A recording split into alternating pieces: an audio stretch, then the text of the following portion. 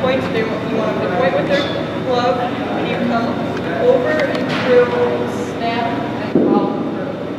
So none of this, no pushing. What you want is a whip.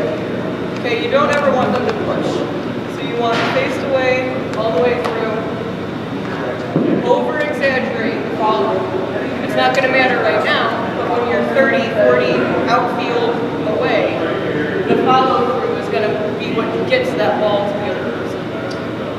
One thing I think sometimes have my girls do before they get to that is a full arm flick so that they start using the forearm then too. So same thing, 15, 20 times. And then another thing I tell them is pretend like you're waving to the person behind you. Your wrist should be cocked and you should be able to wave and move your wrist to the person behind you. And then just like Nicole said, flick. And the follow through is big. People don't think that your lower body comes into play when you're throwing, but your arm, especially little ones, their arm is not strong enough to get it, all the way from center field to either the cutoff or to second base. So if they use the lower body and follow through with that, so we tell them to, like when they're doing these warm-ups, exaggerate it, because that's how your muscle memory is going to start to build. If you're just kind of, half doing it, your muscles are just going to half do it when you're out on the field too. So, like we make them,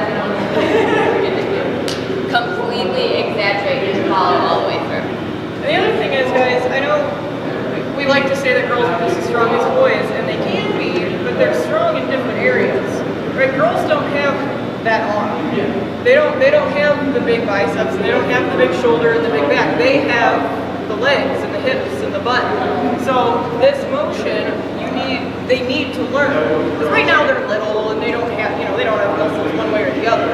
But when they get our size, when they get, freshmen through seniors, they develop that curl muscle. And they need to know how to use it when they get up here. It comes into play in running, it comes into play in batting, especially in batting, and it comes into play when you're throwing.